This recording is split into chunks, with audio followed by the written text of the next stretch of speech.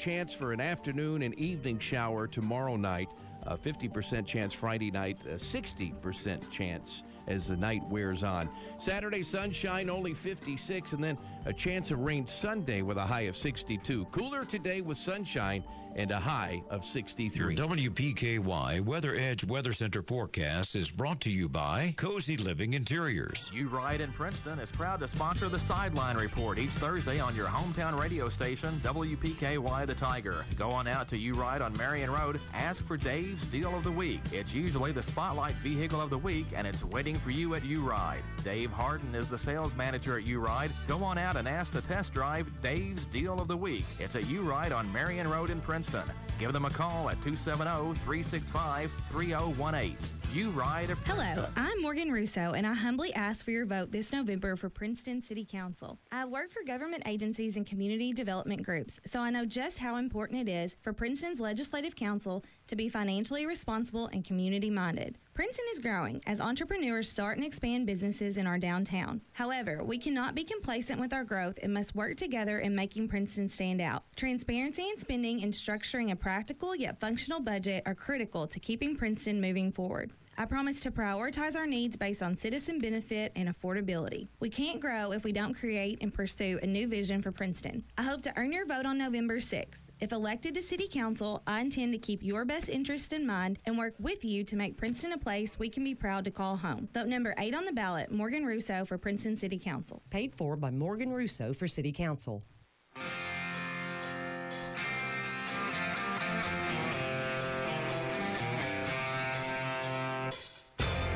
It's time for the Sideline Report with Princeton Times leader, sports editor Todd Griffin.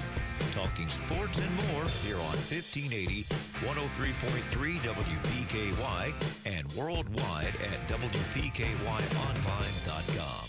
Here's your host, Todd Griffin. Good morning, everyone. It's another Sideline Report here on WPKY, and I am Todd Griffin of the Princeton Times Leader. Thanks for joining us this morning. We've got another busy show coming up. A little bit later on, Tyler Dixon from the Kentucky New Arrow will be joining us, and we'll be previewing the regional tournaments, which are coming up next week for volleyball and soccer, both boys and girls. That's coming up a little bit later on, but we're going to start the show this morning going right to Chris George in Bowling Green. I call him the mayor of Western Kentucky. He's a member of our Times Leader stat crew on Friday night. And, Chris, how are we already into Week 9 in the high school football season?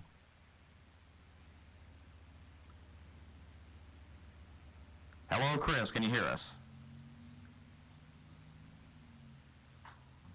Well, we'll try to get back to Chris in just a little bit then, and do want to mention that the Tiger football team is playing at Fort Campbell this week.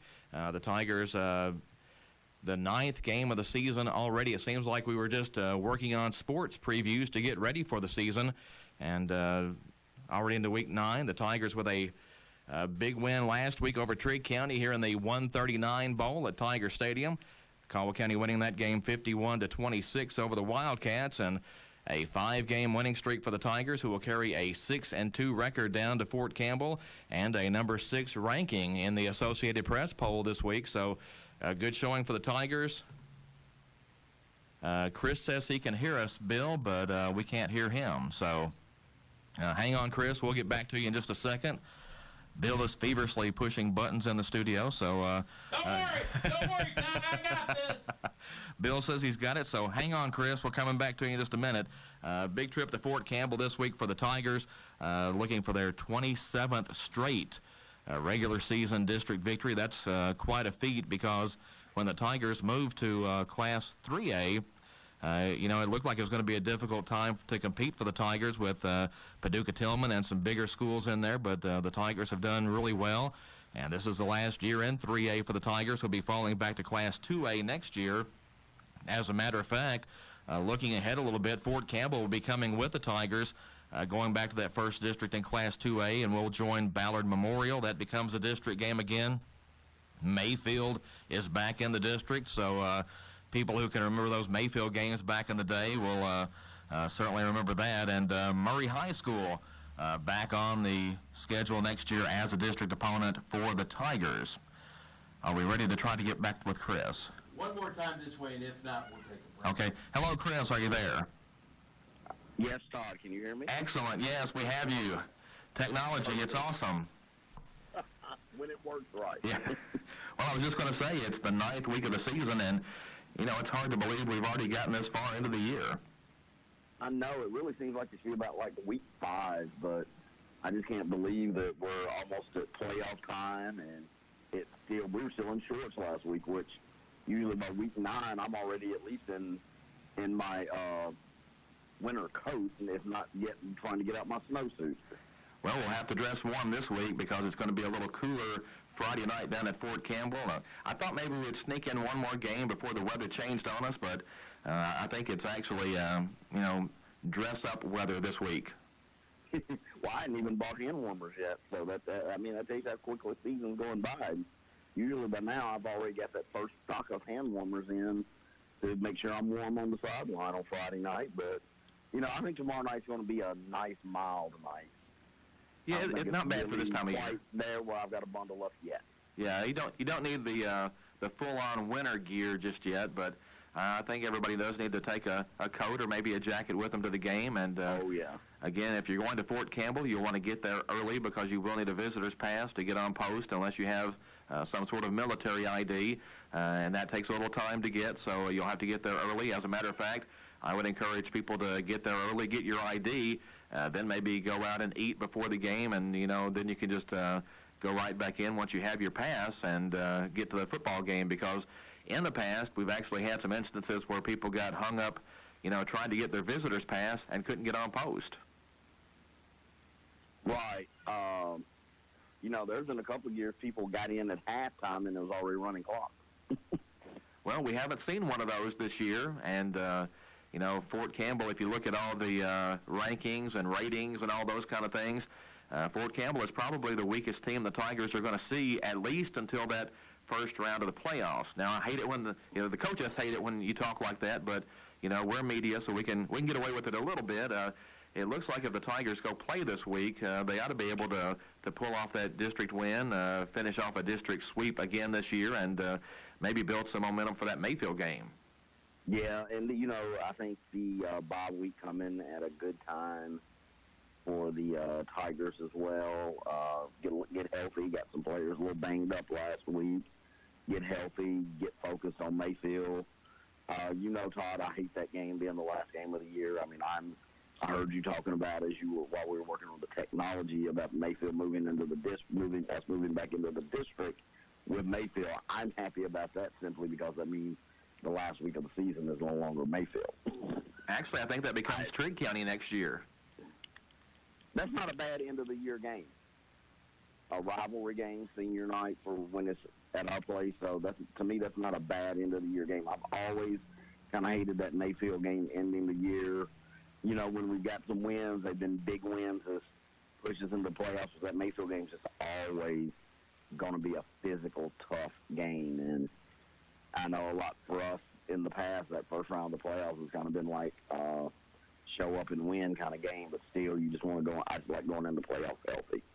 Well, that's a big thing, and you mentioned next week being off is a good chance for the Tigers to try to get healthy because there are several people banged up. Last Friday night, it was a scary scene at Tiger Stadium when they took De'Eric Hollowell out in an ambulance, and, glad that he apparently is going to be okay after suffering a concussion. I don't know his status for this week yet. I don't know that we'll see a lot of these guys that are banged up a whole lot Friday night at Fort Campbell. Hopefully, if you're a Tiger fan, the Tigers won't need them. But, it's a tough situation when you're trying to play a football game and you look over on the sideline and one of your teammates is down and, they're working on him and there's an ambulance, right behind him on the field too. And, I think that took the whole attention of the whole stadium there for a little while. It definitely did. I felt like that drained a lot of air out of the Tigers last week. It's like, rightfully so, their attention was kind of split. You're wondering what's going on, but you're also trying to play a game that was there for a couple of quarters of tight, tough ball game. And, you got to give credit to Trigg. Trigg's been up and down this year, and they put forth a good fight. I believe our district is going to show well in the playoffs. Our 2, 3, and 4 are going to really give District 2's 1, 2, and 3 something to fight for. I mean, you know, I look at a Union or a Trigg probably set up to be the 4, and they're going to be those teams are no pushover for potentially a LaRue County and a E-Town with whomever they draw. They're not going to be a pushover. You're going to have to earn it against Trigg and Union. I mean, they definitely, both of them made the Tigers earn it, and I believe they will make LaRue and E-Town earn it in the first rounds of the playoffs. And I wouldn't be surprised to see one of them see either a 2-3 upset or, you know, maybe a Trigg or a Union, whichever ends up being the 4. I'd put E-Town on upset alert. You just never know. Those are good quality ball clubs that do what they do, and they do it well. Well, one of the reasons the Tigers have to take this week seriously is that you mentioned Union County and Trigg County both played the Tigers tough, at least for a half or maybe a little bit more. Fort Campbell played both of those teams pretty good for a half. So, you know, the rankings aren't all that high. The ratings aren't that great for Fort Campbell, but they have at times at least shown the ability to compete with some teams. And we've seen if the Tigers come out and take teams lightly, sometimes, you know, that can create a challenge. Yeah. Well, and, you know, just the whole thing of going to Fort Campbell is just different. I mean, everything about your routine for a road game is different going to Fort Campbell, from the going through security to playing on the turf to just everything. It's just completely different. Fort Campbell, in my opinion, should just have one of the best home field advantages ever with their situation, and they just don't seem to, because that atmosphere should be so intimidating. And while the procedure of it is intimidating, the atmosphere is very tame. But it does, you know, they'll probably have to leave a little earlier, and, you know, it's going to be different. So, you know, if you come with split attention, you might might find yourself in a dogfight. Well, a couple of big district games going on this week with Caldwell County going to Fort Campbell. Paducah-Tillman plays at Union County this week, and it looks like that will probably determine the number 2 seed from our district. And if you look over in the other district, I think you mentioned E-Town is at LaRue County. Edmondson County is at Hart County. That first game between E-Town and LaRue is probably going to determine number 1 and number 2 in that district over there. And the other game is probably going to determine which team is 3 and which team is 4. So at least after Friday night, the playoff picture becomes a whole lot clearer. At least we think it does. Right. And that Tillman-Union County game, you know, that's going to not be for the faint of heart. Those teams are going to go out there and they're going to battle. Oh, yeah, that's going to be just a ground-them-out game for sure on both sides. And, you know, Union County was physical, I thought, in the first half here. The Tigers were able to do some things offensively in the second half, and I think make them have to change their game plan a little bit there in that second half, and the Tigers were able to pull away and get the win. But like I said earlier, all these teams have shown they can compete. It's just the Tigers have been able to kind of withstand that early barrage and then just keep going and maybe wear those teams down a little bit. Well, you know, if there's a high school football fan out there that likes seeing the football ran old school style, go watch Tillman and Union this week. If they're going to run it some more. I would put the over-under on total passes between both teams maybe at 15. You know, that game might take an hour and a half to play with all those runs.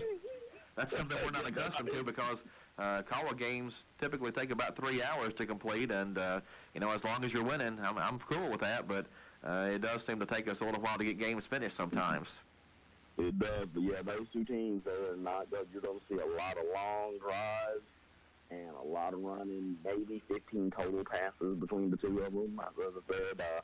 But, you know, sometimes that's good, fun football to watch, and you just pound it, and run behind those big offensive linemen and play a good physical football game. Well, Chris George is joining us this morning from Western Kentucky University on the Sideline Report, and big football game coming up at Fort Campbell this week. The Tigers playing a team that likes to spread the field on offense. Fort Campbell will throw it some, so, you know, just mentioning the length of games, and I think Fort Campbell's going to throw it about 2/3 of the time. It will be interesting to see the Tiger game plan this week, and part of that's going to be determined by who's available, but maybe a chance for the Tigers to showcase the running game a little bit this week, especially if Fort Campbell spreads out and tries to stop the Tiger passing attack. Oh, wow. So if they're going to throw it two-thirds of the time, we're going to be there a while. Well, it would not hurt my feeling if we finally get one of those running clocks this week. I know the Tiger coaches don't want anybody mentioning those things, but it's been a while since we've seen one of those. We got a little spoiled a few years ago because we saw those things come around quite often, and we did have a few quick games, but this year's schedule has been a little tougher. The Tigers, I think, have played pretty well for the most part. You can go back early in the season, and I think the Tigers think if you could play that Christian County game over, they'd be in good shape. I think if you could play that Hopkinsville game over, the Tigers think they'd be in good shape. But I think all those tough games earlier kind of helped get the Tigers to where they are right now, and they've been playing pretty well, except just for a play or two here or there. Well, I feel like those early games, the Christian County game, the Graves County game, the Hopkinsville game to open the season really set the tone for the Tigers because they didn't face them. We knew at that point they weren't going to face another team, maybe Tillman, but we weren't going to face a team that was as fast as Christian County again until we saw Mayfield. And we weren't going to face a team that was as physical probably as a Graves or Christian again until Mayfield. And I really believe that set the Tigers up to win the Tillman game, to win the Union game, to win the Trigg game, where those games, none of those teams were as fast as Christian County and Hopkinsville, but they were very physical, and I believe the physicality of those early games really set us up for our district games, which in reality are the ones that really, really count. So I think that was, that was a good thing. And once again, Christian County, I told several people the week after that game, I was like, their safeties were as big as some offensive linemen. I said they were just big, they were fast, they were physical, and I just don't understand how they're not performing a little bit better because that's just defensively, that team is really, really good. Caldwell County going to Fort Campbell this week, so it's going to be a big trip down to the Army base. If you get a chance, join us. I believe there will be a live stream of the game on WPKY this week since it's a road game. And also coming up Friday night for sports fans, Big Blue Madness in Lexington. And, Chris, I don't know if I'm ready to talk basketball just yet, so let's go back to UK football. I'm all about that. You know me, I love some UK basketball, but I eat, breathe, sleep, cry sometimes UK football. Well, last week at Texas A&M, I thought a great showing for the UK defense, which really, I think, proved its legitimacy last week and why Stoops is so confident in that group. The offense, though, it's not that I think the UK offense is bad. I think it had a bad game plan last week in that it put the burden on quarterback Terry Wilson last week, and I really thought the heavy workload should have been Benny Snell, and they never really gave Benny a chance to shine last week, and the Cats struggled, but, in a very tough place to play as well, dropping an overtime game at Texas A&M. Todd, I had said, been leading up to that game, that going to Kyle Field was going to be tough. And I know some people have said to me, well, why do you think Kyle Field is going to be so tough? They went down and won at the Swamp. This is a team that they go to the Swamp every other year. Even though this was Terry's first time at quarterback in the Swamp, most of those players that are playing had played in the Swamp before. They had never been to Kyle Field, and from all indications of people who have been there to watch a game, that the atmosphere is unlike anything you've ever seen. And I believe, especially with Terry Wilson, our quarterback, he had that deer in the headlights look. And it was just like, what is going on here? And I actually, middle of the game, a couple of my people I sat by at the stadium, we were in a group text, namely Joey Randolph. I text Joey and Mike, and I was like, guys, the noise has to be insane there, the way it's coming across the TV speakers. And I can only imagine how loud it was at the stadium if it was that noticeable on the television. And Terry just played, I think he played like a step too slow, because there were 2 or 3 times I looked for him to break the pocket and maybe make a run to loosen up the defense some.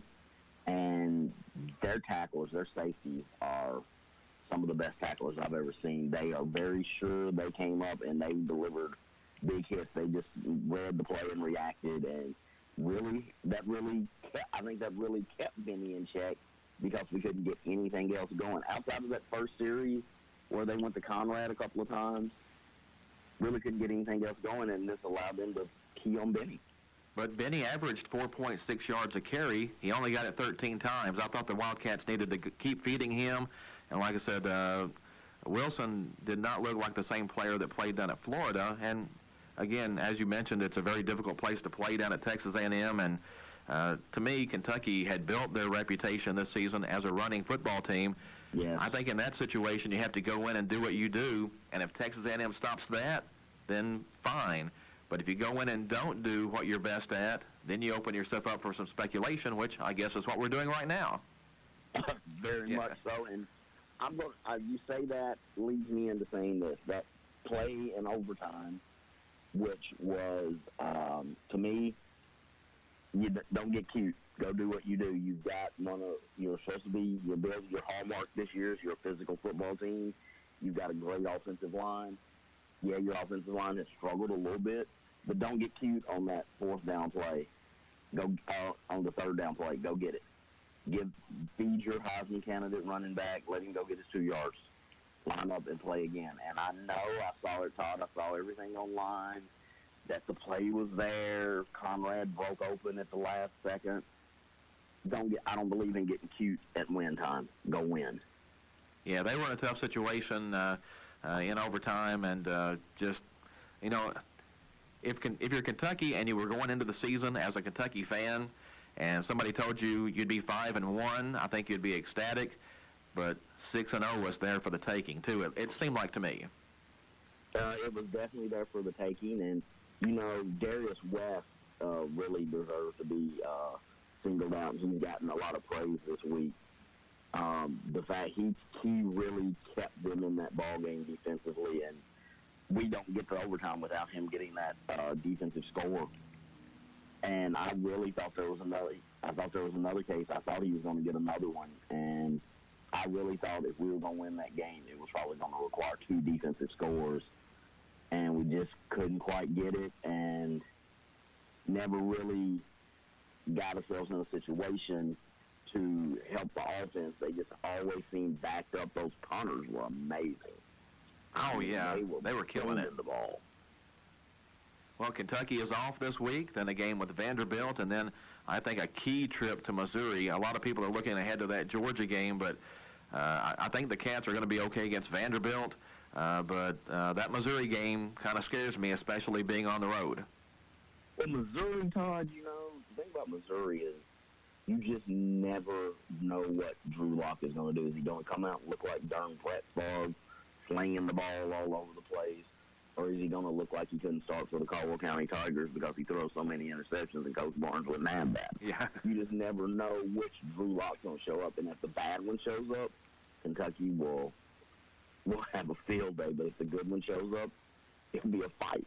And you just never know. And that's, I guess, to me, has been the one game. I don't understand the media's love for Missouri. I don't get it because they're so inconsistent. But that's the one thing that scares me about them. One, that it's on the road, and two, the 2 or 3 games of the year when Drew Lock lights it up, watch out. Oh, yeah. Well, Chris, thanks for... he has a bad game against us. Yeah, absolutely. Chris, thanks for joining us this morning. We were going to have you on last week and couldn't get the technology worked out, so I'm glad we got things figured out this morning. Glad you could join us, and looking forward to that trip to Fort Campbell. Todd. All right, thanks, Chris. Anytime. All right, man. Y'all have a good rest of the show. Talk to you later. All right, you too. See you. That is Chris George from Bowling Green this morning at Western Kentucky University joining us on the Sideline Report.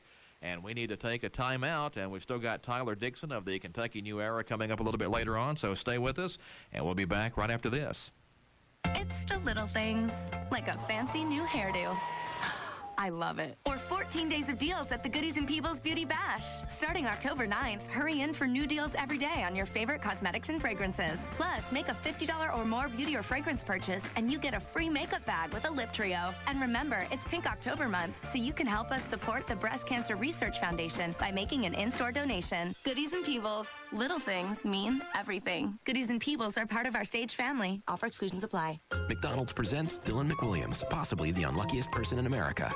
I was attacked by a shark, and that was a few months after I was attacked by a black bear, and that wasn't long after I was bit by a pygmy rattlesnake. Dylan's about to play the new Trick Treat Win game. All right. I want a McFlurry. If he's lucky enough to win, you're lucky enough to win. Hurry in and play Trick Treat Win. With 1 in 4 odds of winning instantly, you won't need luck. No purchase necessary. Ends October 31st. 50 U.S. and D.C., 13 and older. Rules at participating McDonald's. Mostly food prices. Life is filled with moments. Moments we share with those we love, worry about, and strive to protect the most. At Woodman Life, we provide life insurance and retirement products to help protect you and your family so that you can enjoy all the moments to come. This is Josh Ray, your local Woodman Life agent. Come see us at 1009 West Main Street or give us a call at 365-6111. Certain eligibility and age restrictions apply. Woodman of the World Life Insurance Society, Omaha, Nebraska. Get spruced up with quality mulch from Bashir Sawmill on Dawson Road in Princeton. We all know that buying mulch by the truckload saves money, and it's only $25 per load for dark natural mulch at Bashir Sawmill on Dawson Road, 1/2 mile past City County Park. Bashir Sawmill also buys standing timber and timberland. Give them a call today, 270-365-2330. That's Bashir Sawmill, family owned and operated in Princeton for over 50 years. October is Cooperative Month. A cooperative is an organization formed voluntarily by the people to achieve a goal for the common good. Pennyrile Electric Cooperative was established in 1937 to provide electric service to just a few hundred people. Today, electricity co-ops like Pennyrile Electric power more than half of the nation's landmass and upwards of 19 million American homes, businesses, farms, and schools. Pennyrile Electric, serving the cooperative way for more than 81 years. U-Ride is a proud sponsor of Todd Griffin's Sideline Report. The U-Ride special of the week, 2016 Chevy Sonic. It's dark gray in color, only 30,000 miles. Be great if you make long trips, great gas mileage in this car. Ask at U-Ride about the 2016 Chevy Sonic, dark gray in color. That's the special of the week at U-Ride. Pennyrile Home Medical voted best home medical provider in Western Kentucky 3 years in a row. From home oxygen to beds to power wheelchairs, they have it all. They beat the internet prices and guarantee the best prices on the same items. Lift chairs as low as $20 per month. So Clean CPAP cleaner is only $315. Rated A+ by the Better Business Bureau. If quality counts, call and request Pennyrile Home Medical. 1-800-445-8002.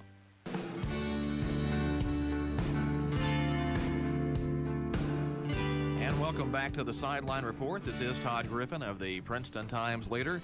Good morning, and we'll be joining Tyler Dixon from the Kentucky New Era a little bit later on in the show, but right now I want to talk about Emma Talley. She's 14 hours ahead of us right now over in Incheon, South Korea, and already got her Thursday round in. She's played the first round of the LPGA event over there, a +5, though, this morning, and that leaves her in a tie for 60th place. Just one bad hole, really, for Emma over there. The fifth hole, the par 5, she took a triple bogey on that, and that kind of inflated her score. But as usual, Emma finished strong, getting a birdie on the 18th hole to maybe pick up a little momentum going into the second round. Again, Emma with a 77, which is 5 over par, tied for 60th. And the first event that she's playing in the Asian swing of the LPGA tournament. Emma will play her second round at 9:30 a.m. Friday morning, but again, because of the time difference in Korea, that's actually 7:30 p.m. Central Daylight Time this evening. So good for her to go over there. And the best thing about the Asian events on the LPGA Tour is there are no cuts, so everybody makes money. Oh, that's great. Yeah, so the whole time zone thing would just mess with me.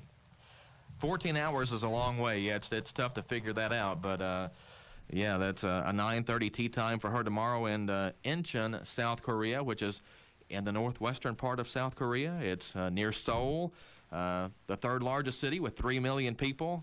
lot of people over in that area. It's not that far from the North Korean border, it doesn't look like. So there's your geography lesson for the day. I don't know. I'd have to really love golf to play golf that close to guys with machine guns. But, right on the DMZ area Well, there. we're all friends now, though, right? Well, that's what I hear. That's what we're hoping anyway. We're cautiously optimistic, aren't we?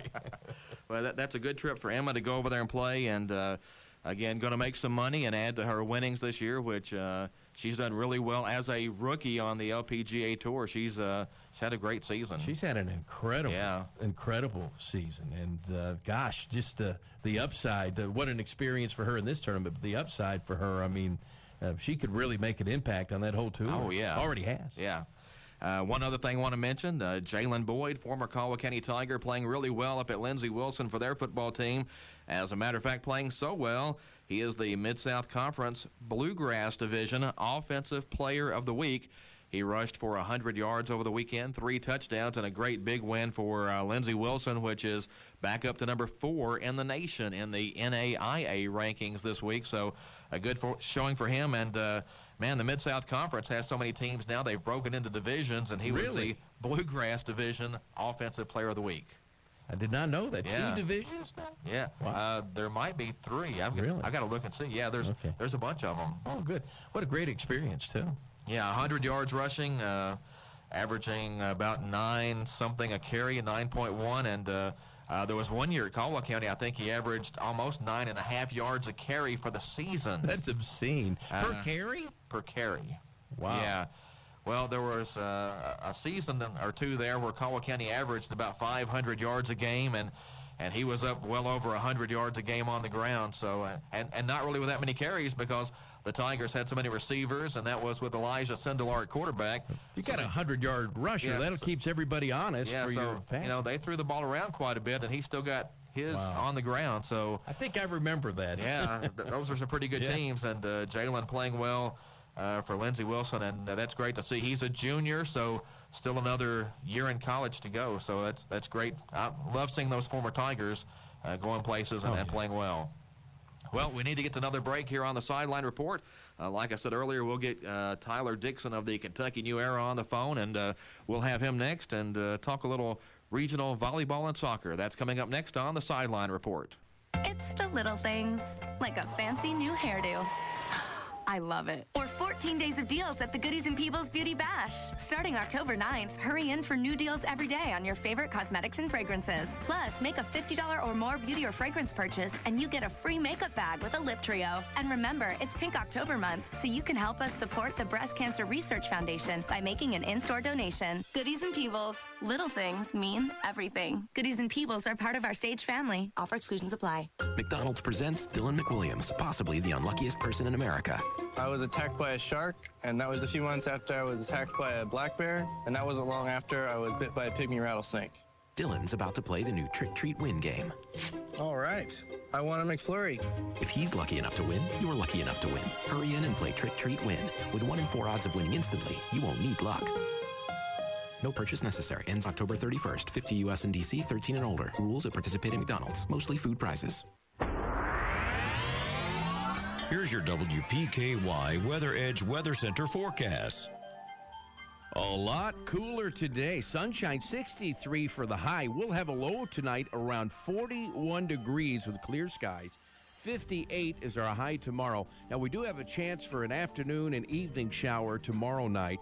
50% chance Friday night, 60% chance as the night wears on. Saturday, sunshine, only 56, and then a chance of rain Sunday with a high of 62. Cooler today with sunshine and a high of 63. Since 1978, Perry's Floors & More has been selling, installing, and servicing homeowners throughout Western Kentucky with quality flooring and workmanship. Perry's Floors & More carries luxury vinyl plank and luxury vinyl tile, carpet, window treatments, and more. Brands like Mannington, Shaw, Tarkett, Beaulieu, and Flexitech. Quality brands, excellent customer service, combined with 40 years experience is why they say you can walk on our reputation. See Bill and Lucy at Perry's Floors & More, 127 West Market Street, Rader Princeton. Auction Company is owned and operated by Delbert Rader. Delbert has been in the agricultural field for over 40 years and is well known for his knowledge of used equipment. Rader Auction holds 4 consignment auctions a year, and they buy and sell equipment on a a daily basis. If you're looking for a piece of equipment, they'll do their best to locate it. And financing is available. Contact Delbert Rader at 270-881-2610 or Amy Ezel at 270-604-2880 for all your used equipment needs. Rader Auction Company, Skyline Drive. Hello, this is Dorsey Ridley.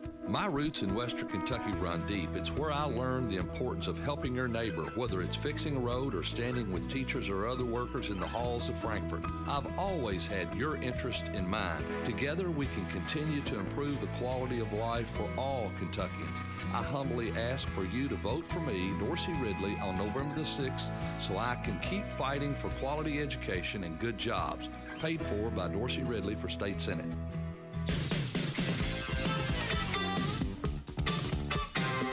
The Sideline Report rolls on WPKY Radio. Good morning, everyone. This is Todd Griffin from the Princeton Times-Leader, and joined now by Tyler Dixon of the Kentucky New Era. Good morning, Tyler. How's it going? Good morning, Todd. Good. How are you all doing up there? Doing great. Fall has arrived, and, it's just about regional tournament time for soccer and volleyball. I believe those draws are tomorrow over at Madisonville, and then it looks like the regional tournaments are going to start Monday. It's definitely a busy week between soccer being split between Madisonville and here in Hopkinsville and volleyball being up in Union. It is going to be a very long and busy week. But, yes, this is one of my favorite weeks of the year. You see how much teams put into it this year. I mean, it really comes out. District tournament time is good. I enjoy it. But the big thing when I moved over here was I found it interesting that you could lose the district final and still move on.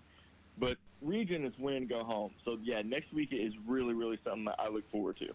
Well, and I've always found that, at least from a coverage standpoint, that in some ways it's almost easier once you get to the postseason, because at least when you have the districts, everybody's kind of in one spot, and then when you have the regions, you're kind of in one spot, and you have all those teams coming together. So in some ways, it's even a little easier maybe just from a coverage standpoint.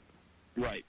And that's how it is for us down here. I mean, we're primarily 8th district. We get into a little Trigg and Todd, but we are Christian County, Hoptown, UHA, and Fort Campbell. And with all four of those schools and all three sports being on post this week, it's made it a lot easier to kind of divvy up, and I will be back there tonight for the girls and boys soccer finals.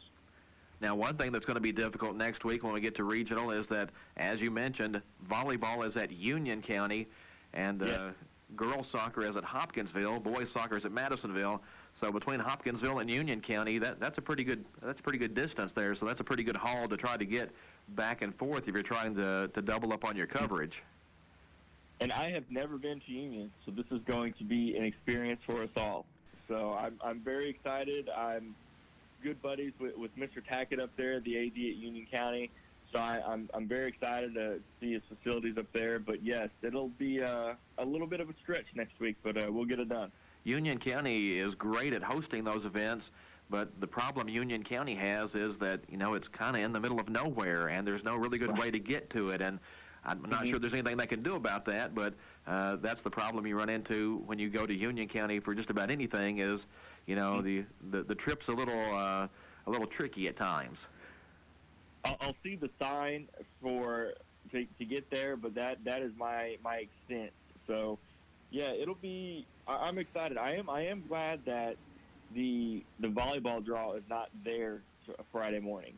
That would have been a long drive just for 9 a.m., but they've moved that to Madisonville, so that kind of eases it up a little bit. Well, speaking of volleyball, it looks like Colwell County and Henderson County probably the two top teams in the region, but I know there are some other teams, especially some over your way, that are going to try to crash the party next week. I agree completely. I know I talked with a few other media guys a couple weeks ago, and we put Henderson number one in our kind of little rankings that we came up with on the spot. And, they were the region champ last year. I just don't really know how you can go another way. Obviously, Caldwell number two. Daniel Kortner does a great job up there. And, yeah, I would have put Madisonville number three just because they beat all the teams in Hopkinsville this year. But with them not making it to the second region tournament, I think I'm going to have to go University Heights as number 3. They played well last night, beat Hoptown 3-1. But, again, it's odd because for a while UHA was kind of a buzzsaw in the 8th District. They ran through everyone, and then out of nowhere they get swept by Christian County. And then the next week, Hopkinsville sweeps Christian County. And then Hopkinsville swept Christian County in the district tournament, and then they lose to UHA last night 3-1. So a lot of parity in the district and the region, but those would be my top 3 teams. Yeah, I would say if it were me, Collier County and Henderson County are about even. Right. I'd put UHA, and I would have had Madisonville right there on that next group. Then you've got Crittenden County coming in behind, but right, exactly. It does look like it's a 2-horse race, at least from here with Henderson and Caldwell. Of course, the rest of the region is hoping those 2 teams draw on the same side of the bracket so that maybe it opens up the other side for somebody else to slip through to the finals, and then you just need to beat one of them and not both of them. Exactly. I know I've talked about that with Faye Hendricks, the UHA coach, last night, and she was very, very excited to get that top seed. So you, like you said, you can avoid those that Henderson and Caldwell in the first round, but you are correct. I know a lot of UHA and Hoptown fans are really, really wanting to see their teams on the bottom side of the bracket and the other 2 on the top. So, that's what I think makes the region tournament so great is you do get incentive, obviously, for winning the district tournament, and in most sports, you get a really, really big boost, so you don't have to face that top seed in that first round. Caldwell County, as the 7th district champion, will get a runner-up, either Trigg County, Webster County, or Hopkinsville. Of course, Hopkins Central from the 7th district is the other runner-up there. The last 2 years, Henderson County and Caldwell County have met in the championship.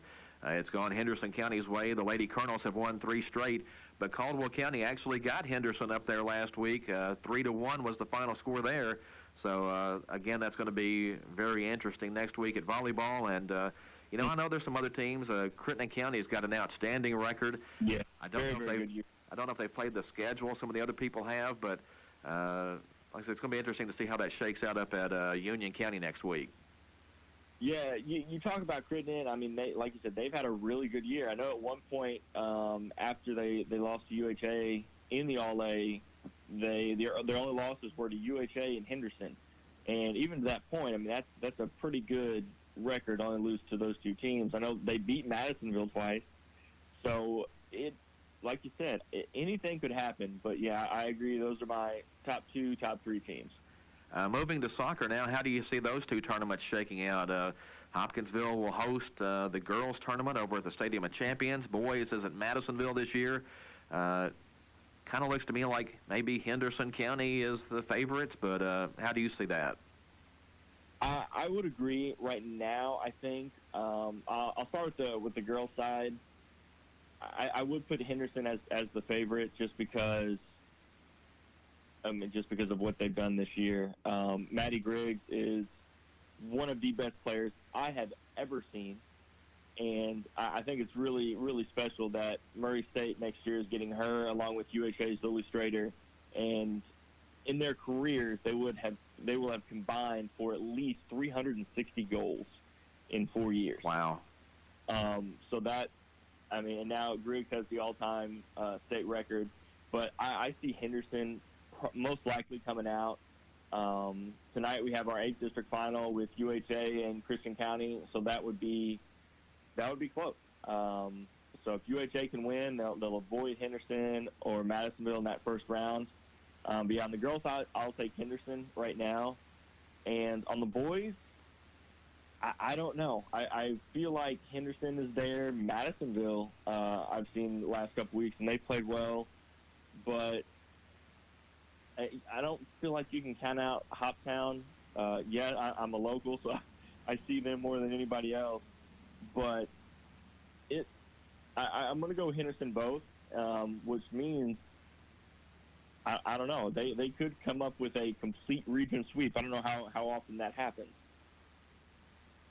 Well, those tournaments are expected to begin Monday. Last year when boys regional was over at Hopkinsville, They played all 4 games that first day. Have you heard anything about that for the girls this year since they've got the 2 fields there at the Stadium of Champions? Not yet. I would assume that would be the same case. I know Christian County, I think, is technically the host this year. But I'm assuming we'll find all that out Friday. I think that would be the best way to do it, just because you have both of those fields, and to utilize both, I think it is pretty nice to have both right there. You can have all 4 games going on, or all 2 games going on at one time, then the other 2. But I think that's something special that we do have the luxury of having here, is that you can have 2 games at once. I know a couple weeks ago they had the Colonel Showcase. Before that, they had the Boots and Butts Soccer Classic. And you can get about a dozen games done in a day. So I think that would probably be the best course of action. Once again, regional tournaments coming up next week. Volleyball at Union County, girls soccer over in Hopkinsville, boys soccer in Madisonville. The draws are Friday morning, and those draws are going to be just key for some of those things. And did you know that back in the day, they just threw all the names in the hat in basketball and pulled them out, 1 through 8. And, now if you're a district champion, you're drawing a district runner-up and vice versa. But back then, you go back to the 50s and 60s and see some instances where teams played each other in the district championship game and then drew each other in the first round of the regional tournament. So that was kind of weird. And to me, if I were a coach, that would be pretty terrifying. Yeah. To know that, especially in the last couple of years, if you're, any team in Hopkinsville that you draw first round, and then you have your Madisonvilles, your Hendersons. That would be very, very terrifying as a coach. Oh yeah, I'm sure that was a lot of the impetus for the change in that, because if you win your district, you certainly don't want to have to see another district champion or the team you just played in the tournament coming back at you again. Right. So yeah, I probably agree with that change. As a matter of fact, if there was some way to seed the regions, that would be cool, but that's been suggested before, but I'm not sure there's a good way to ever go about something like that. Yeah, it would be difficult just because not everyone plays everybody in the region. Right. So it wouldn't be easy to gauge. I have talked to people about throwing out districts and just having kind of a super regional where you just rank all the teams and go from there. But I don't know. I think it would take some trial and error to figure it out. But I kind of like this. I kind of like this system. I've been at draws before. I think it's exciting. I've seen coaches' faces when they saw who they had to face in the first round, and they didn't like it. Yeah. So I think this kind of adds to the suspense of it all. We may get to a point somewhere down the road where we don't have districts anymore. As a matter of fact, the number of schools has gotten to the point to where there are a lot of districts now with 3 teams. Back in the day, going back to basketball, districts would have 5, 6, 7, 8 teams, so that kind of made it a big deal. Well, now we're taking an entire week to play a 3-team district to basically eliminate 1 team from the postseason, and there are a couple of districts out there that only have 2 teams. So I really don't understand that. Yeah, the 5th for boys soccer only has 2, Trig and Lions. Yeah, so they play in the championship every year. Yeah, I was at that championship Monday. I know that was one of the earlier championships of the week, but it is odd. And I talked to Josh Nichols, Trigg County's coach, and he's like, we would obviously like a 14 district, but you play with the cards you're dealt, and it's worked out for them. They've won the District A the last 9 years, and I've had some people kind of downplay that. We're like, oh, you're in a 2-team district, and I'm thinking, yes, but 8 district titles in 9 years, that's 2 complete rounds of teams. You have kids that have been through there for 4 years and then another 4 years, and then you've won another. So I think that's really a testament to that program. But, yeah, those 2-team districts, I think that kind of puts a little bit more on the line on those 1 and 2 seeds, because you know what's at stake, and you have 1 game, an all-or-nothing game to kind of get it done. Well, Tyler, thanks for joining us this morning, and I do want to get your take, though, on the Major League Baseball playoffs before you get off of here. And we're down to Dodgers and Brewers and Astros and Red Sox, and none of those teams are the Cardinals, so I'm not really sure Yeah. Yeah. I'm not sure how closely you're following it, or me either, but what do you think about the playoffs going forward here? Well, if you asked me last night, somebody asked me at Fort Campbell during volleyball, who are you following in the playoffs? And I said, well, baseball is over. There are no Cardinals right now, so baseball to me is over. I think it has to be an American League team. I think just Houston and Boston are much better than the National League. Milwaukee's had a great year. One of my former colleagues at the Kentucky New Era is from Wisconsin. He lives in California now, and I remember he asked me at the beginning of the year if Milwaukee had a chance, and I'm pretty sure I laughed at him. And so it didn't really work out in my favor, but it's really hard to go against Boston after what they did the last couple days in New York, but I don't think you can pick against Houston right now. They are the best team in the league, and I don't really know if it's that close. Well, there's always next year for Cardinals fans, so right now it really hurts to say that, but you are 100% correct. Right now the Cubs and the Brewers just look better. I mean, there's no two ways about it, but I thought maybe the Yankees had a shot at the Red Sox because the Red Sox had been so far ahead of everybody all season, and then when you get to the playoffs, you start back at zero, and I thought that would be a lot of pressure on them, but the Red Sox got through there. I think if you're Major League Baseball looking at this, you're wanting Los Angeles and Boston for the ratings, but I'm kind of hoping Brewers and Astros just because that's the way I am. That I agree completely. The market, the hands that kind of puppet everything would love a Dodgers-Red Sox World Series. I think that would be – I mean, I wouldn't dislike that. I'd like one more chance to see Manny Machado before he's in Cardinal Red next year. That'd be awesome. But yes, I'm with you. I would like to see a Houston-Milwaukee, former NL Central teams going at it again. But yeah, I think that you can't go wrong with any of these four teams in the World Series, though. No, those are probably the four best teams that are still left this season, and as a sports fan, I guess that's all you can ask for. Exactly. I've said the same thing about the World Cup this year when I know there's not a lot of soccer fans.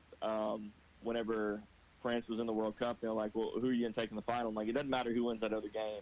France is going to win. That's kind of how I feel with this. I think once Houston, and probably when they get by Boston, they're in. But that's why we play the game. Again, Dodgers and Brewers in the National League, Astros, Red Sox in the American League, and everybody looking to try to get to that World Series and win the ultimate. To me, the World Series is everything. I don't measure Cardinal seasons by how they got to the playoffs. It's did they win the World Series, and four teams still with a shot. I agree. I was lucky enough to be at Game 6 of 2011, and it will go down as one of the greatest things I have ever seen, sports-wise, anywise. It was phenomenal. So, yes, the World Series is it for me. Well, Tyler, thanks for the time this morning, and good luck covering those regional tournaments next week. Thank you. I'm sure I'll see you sometime soon. Oh, yeah, we'll cross paths somewhere. Take it easy. Have a good day. See ya. Yeah. All right.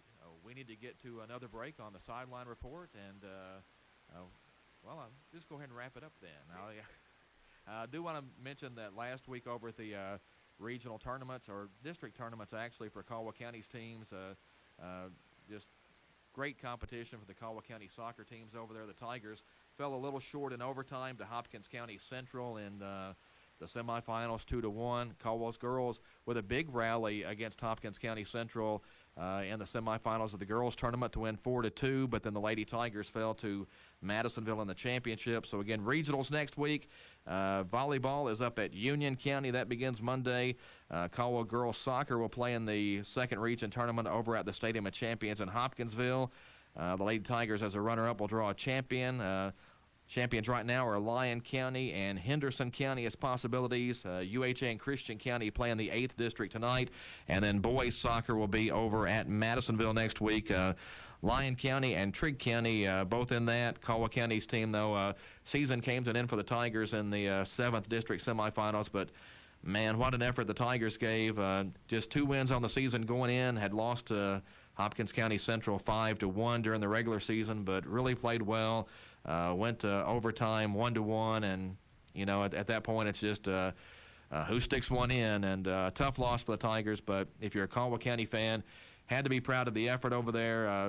If you're a sports fan, had to be just tickled to death with the competitive nature of both of those semifinal games on Monday. It was a fun night. So looking ahead, again, we got Caldwell County football at Fort Campbell on Friday. We'll have updates, and WPKY will have the live stream of that game if you want to watch it. I'll have updates on Twitter at Todd Griffin 100, so follow me there.